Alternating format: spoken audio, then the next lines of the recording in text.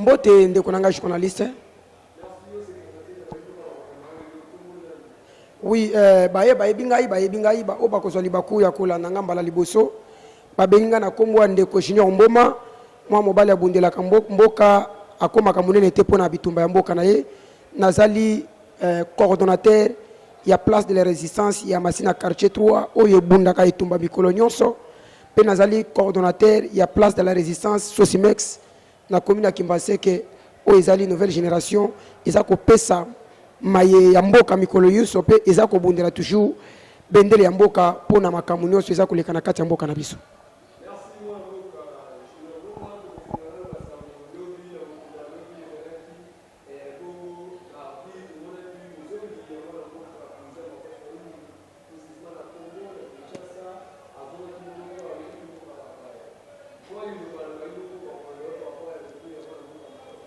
Matondo ndeko journaliste mukolo ya lobi ezaki journée moko spéciale ezaki journée moko marquable ona bozongi ya nkumu ya mboka le président valablement élu Martin Fayulu oyo ngai moko nazaki na kati aéroport ya Njili bisika tokendaki koyamba boyei ya mokonzi ya mboka ezalaki esengo ndeko kabuya na kati aéroport nga moko na mimonelaki na monike ba congolais balingi Martin Fayulu parce que na se ambula wana tango mokonzi ako bima na kati aéroport batu bako kata misala po baya koyamba mokonzi bango na aéroport ya Njili ezalaki esengo mais loko pesa kinga pasi na motema kolungwa ya président Martin Fayulu na aéroport ya Njili na 13h pe ko koma ya président Martin Fayulu na Gombe na 19h embouteillage moko catastrophe président élu Martin a sali 6 heures du temps kolungwa aéroport international ya Njili pe ko koma na palais présidentiel ya Gombe na Faden House 6 heures du temps suite ya embouteillage donc et là kisi ko kenenanga Lubumbashi na zongi lisusu pe na keli sulu Lubumbashi na 6 heures du temps wana kacha capital ko lungwa na aéroport pe ko koma Gombe et sala ki pasi makasi et ko lakisa ke vraiment gouvernement faible ba kambi ya mboka ya miyibi oyo ba ko koka ko bongisa meme embouteillage à pamba te na kati ya mboka ndenge na yoka ki ndeko Jean-Pierre Bemba ko loba kelika embouteillage même na France ezalaka. Même en France, il y a un embouteillage ezalaka, c'est-à-dire en demi déjà que non, Aza est capable de construire un embouteillage na kati ya mboka. Mais pour na kozonga mokonzi ya mboka vraiment et pesa ke sengo, moni même na ba réseaux sociaux, ndenge ba congolais ba ko kumbisa pe ba ko féliciter, boye ipe bozongi malamu ya mokonzi ya mboka na kati ya mabeli na ye.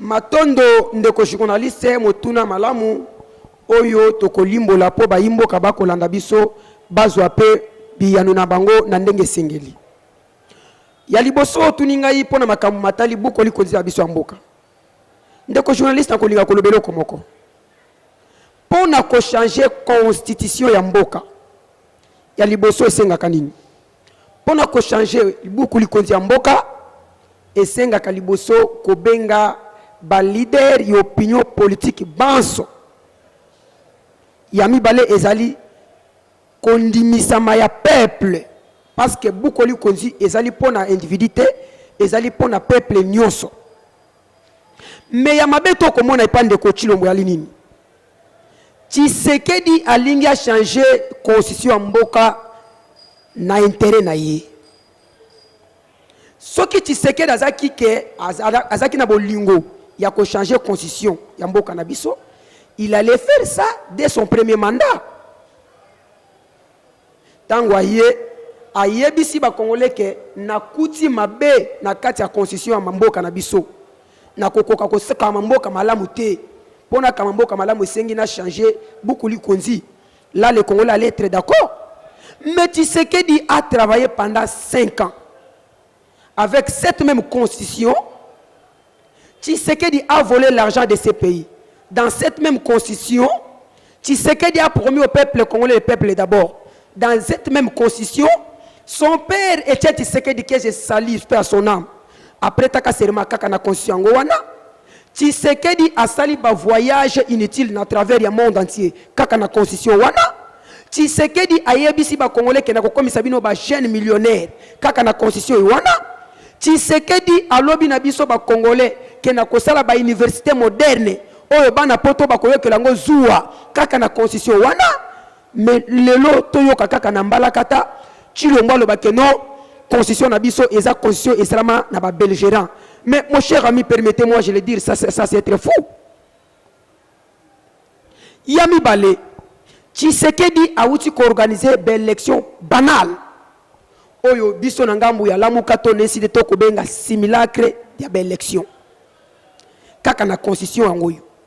Chilombo a prêté serment na mutuma ngongi. Ake ko loué ba cheval oyo ba congolais ba kozanga même lipa kolia. Kaka na constitution wana. Chilombo a silisi première année. Poto comme deuxième année to banda kotala makambo ya kosala ba préparation électorale. Tshisekedi na mbalakata ayeli biso lobi to ko changer constitution. Mon cher ami, na ligne na biso le komoko. Pe bande konyo so ba kolanda biso. Ya liboso soki Tshisekedi a ko changer constitution, c'est parce qu'il a vendu l'est de notre pays. Na moment otozali Bunagana eza récupéré. Si malobi ba uti ko boto la biso ruchuru. Ba ko pousse na pene ya Goma. Soki tolobi ke to ko changer constitution. Tango to ko ke référendum. Ba mboka nyonso o eza sous occupation. O eza confisqué ba ko ke référendum te. Tango to ko sa référendum to changer république. To lungwe na 3e république, to komi na 4e république. Tango to komi na 4e république, d'office ba to ba sa référendum te ba komi étranger. C'est une manière que M. Tshisekedi veut donner notre terre auprès de son beau-frère Kagame. Nous le savons bien. Tshisekedi nous a promis pas loin ici. Alors, binabiso, mukololi sasi moko ekobeta. Mutuana koyeba kinga na za fachi béton. Mais jusqu'à présent, le Rwanda nous confisque toujours des localités. Mais si Tshilombo n'arrive pas à prendre la décision comme garant de la nation, pour Tshisekedi, il veut toujours changer la constitution. Je vous dis non. Ça ne passera pas. Nous sommes déterminés. Toko bunda bitumba oyo pona ko empêcher M. Tshisekedi asala makambo wana nyonso. Na minute oyo abengisi ba député pe ba sénateur na palais du peuple. Asala discours à la nation. Est-ce que Tshisekedi peut nous dire depuis toute une année oyo auti ko sala na deuxième mandat na ye nini malamu apesi peuple congolais? Est-ce que Tshisekedi peut dire aux Congolais lelo ndenga za ko loba maloba buzo bakuna na palais du peuple? Assurance nini assurer peuple congolais par rapport à la sécurité eza ko gangrener na kati mboka na biso. Lelo ndeko journaliste omoni bakulu na bazongi lisusu makasi.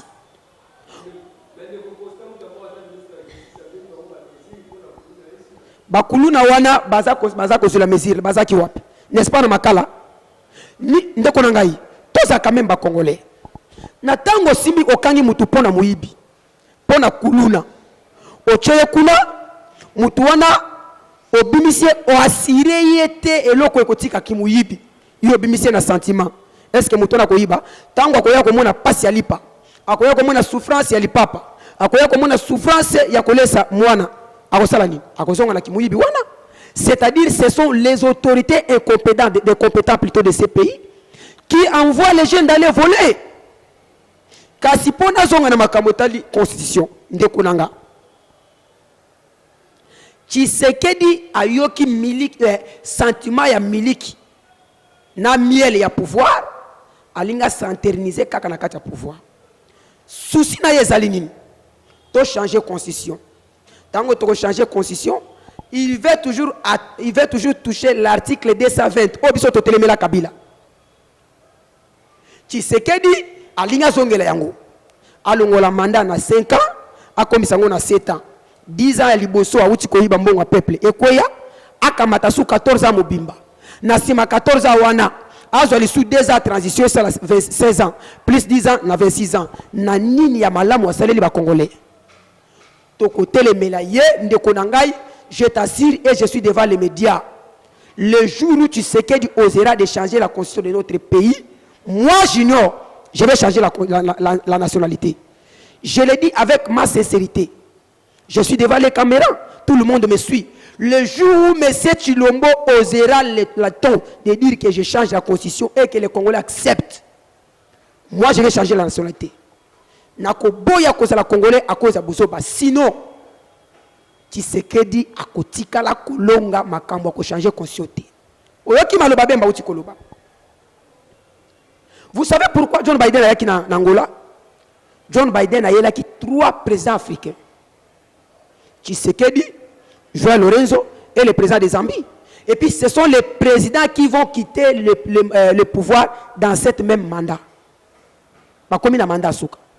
Alors Bango, je suis l'exemplaire des États-Unis. J'ai quitté le pouvoir dans la démocratie. Vous aussi, vous devez quitter le pouvoir dans une voie démocratique. La mission que M. John Biden a eu qui bango yango wana. Tshisekedi amoni ka komi na suka, azana bila et puis bandeko ba ko vanda pembe na ye. Ngana comprendre te. Na yoki bemba lobi makamba révision. Na yoki Kamere a lobi makamba révision. Mais rare na moni Vital Kamere. A lobi pour na ko changer constitution, il faut passer par 4 exercices. La première exercice qu'on doit passer, c'est de consulter le peuple par le président de la République. Le président de la République a l'émanation du peuple, c'est-à-dire le président de la République a mwana musala peuple. Beaucoup de président liboso a peuple te. Biso nde toza boende konanga kabuya na lingoma na biso eside ndenge to kotambusa mokonzi na biso Martin Fayulu akozala mwana musala peuple congolais. Akozala mwana musala peuple congolais parce que peuple muto apesi mpifo na 2028 awa abimisa mayele na ye pour que peuple a se retrouver na makambo o bazana ngo posa. Voilà et puis likambo eta likambo constitution toza déterminer de konangai to consacrer to confier to pesi jeunesse na biso avec toute l'énergie pour na côté le makambo constitution ndeko retenir yango lelo toza le 11 décembre 2024 makambo ya changement constitution na Congo ekotikala kozala TNON.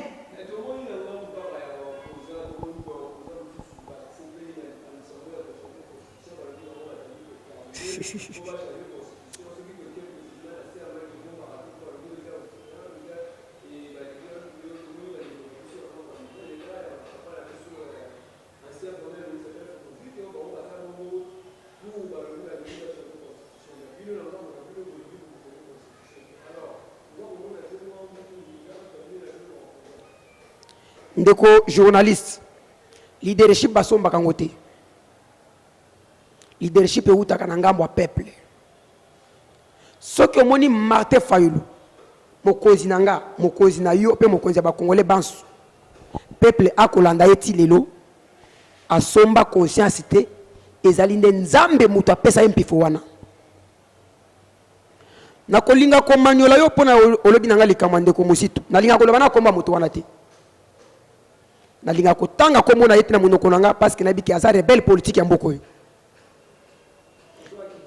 nazoya ndeko nanga yi soki olobi ke mutu akitsa dollar nini ya malamu atikela ba congolais mon frère mon cher ami mutu akitsa dollar asomba 500 mapango na ville province na capitale 500 mapango atakutu Mobutu atakutu président Kabila atikala kosala ngote ndeko muzitu azali lokola miliki oyo ebima mopepe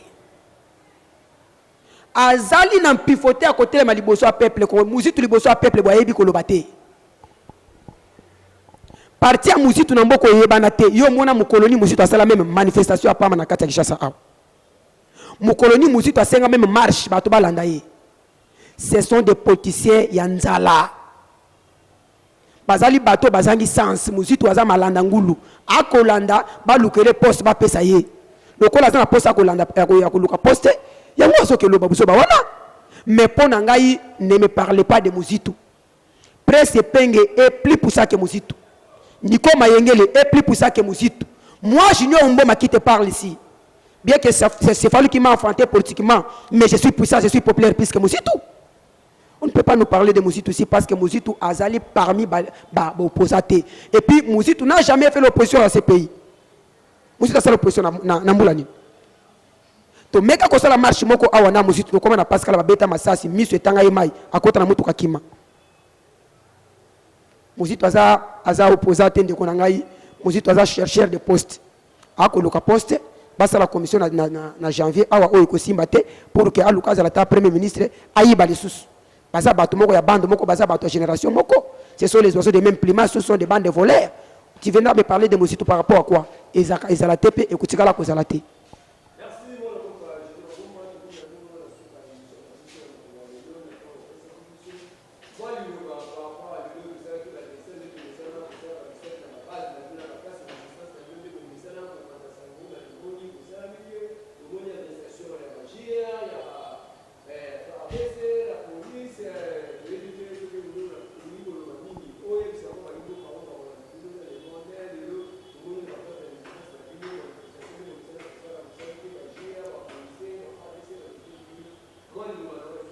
Merci ndeko journaliste tozala kinayo. Yambona banda na ebisaki memba ndeko diaspora ke tozana manifestation ya munene oyo toko organiser na commune ya Kimbaseke na district ya Changu na terre ya Swambanza. Umona ki ndenge population basala ki volonté pour bakende koyoka message oyo président élu Martin Fayulu apesa ki nanzela secrétaire général ya parti na biso pe premier vice-président ya SID honorable Jean-Baptiste Kasekwa. Mais lokola armée na biso ezali armée moko tribal ou eza tribalisé par M. Tshisekedi to moni buzoba ya bachikata ba yepo ba panza manifestation ba arrestation ba brutalité donc bêta. Mais bien que y a eu ça, la population a manifesté massivement. Et puis, manifestation, c'est ça qui n'a réussite. Ndeko nangai minito tokoloba, Tshisekedi a commis ko kabela ba civil ba teni. Ba uti ko kanga papa moko ya mason na commune ya Maluku. Papa wana ba yebi azali motongi mason na tongo nango balamuki ba moni muta komi FARDC. Ba PCPT ya sous-lieutenant. Ba congolais ba moni ngolash. Ba lobi meno on connaît les messieurs, c'est maçon. A la formation militaire kaka na butu ya lelo a komi pe lieutenant, ba PC tenu, ba PC autorité, non. Population a telemi, ba kangi policier FARDC wana. Ba petit réglementaire. Ba ndeko baye, ba policier, ba soda baye, ba kangi, ba sambisi tata wana. Tango ba sambisi ye tata wana lobby naza membre ya IDPS batuni bapesi bino bateni bateni wapi o bapesi biso bateni na parti na biso na pesi biso bapesi bino bateni o kabuya apandi biso déjà na ele ya Maluku awa toza 300 soda na tongo nango tolali na commune na ngai ya Kimbaseke na yoki milolo kuna izolela na mataboy na ke komona jeune garçon o ateka milangi ya carburant na balabala ya bana moto akomi chikata moto tozaki ne lundi na moni azoteka carburant na balabala dimanche lundi nango akomi soda bakangi ba beta yebo babibo beta ngate botika ngana kelakisa bino place bazoka bula biso bateni to accompagner tata wana tina ndako kwa mama moko to fungola ndako boye salon mobimetondi na bateni j'ai atiseke dalinga sala. Tout ça il a peur. Maintenant ko yebisa bande konanga bakola tabateni. Chilombo akotinda bino na liwa. Chilombo azotinda bino na liwa bande konanga iboko kufa pamba, boko tika basi na bana. Il est temps les Congolais doivent prendre la conscience. Mbokezo kende. Mbokezo beba. Makambu no mbokezo simbate. Et puis bino boko landa lokuta ya Tshisekedi.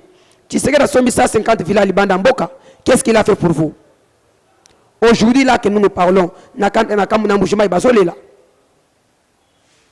Nzele Izate, Ma Izate, Courant Izate, misère à Kosakanate. Tshisekedi a échoué lamentablement dans le secteur Nyonso. Tozawana Ndekonangai, j'espère que Mokonzambo Kaye, l'obito Kozalanaye pour la Kozoba nouvelle, Kalamingite, Balaba les Obandela Bisso. Maintenant, quand on a bande qu'on a biso bakola na biso libanda. Biso toza ba gardien du temple. Ino boza libanda, biso bato sibir makamunyo na kati ya mboka. Soki bomoni ke biso toza ko bunda bitumba, aidez-nous. Le Congo nous appartient à tous. Le soki biso ndeto ko bunda bitumba mboka soki bongi, okozasuna posa kovana na poto te boya awa po mboka na bino ebongi. Pour que mboka na bino po ebonga, il faut biso ba etoza awa to bunda bitumba. Mais bandeko ebele awomona comme si que ezaka nango kande ezalaka. Non. Yango biso to mipesi kore am. Oyo azana posa ko benga biso abengi biso. Toko kabula makanisi toko pesa na ba idée. O pa moni que non, il n'est pas pour ce pays, on s'en fout de ça. Mais nous avons l'assurance, nous avons l'espoir. Nous croyons que avec cette jeunesse que nous nous préparons, toko longa bitumba wende konangai. Toko longa bitumba. Matondo mingi.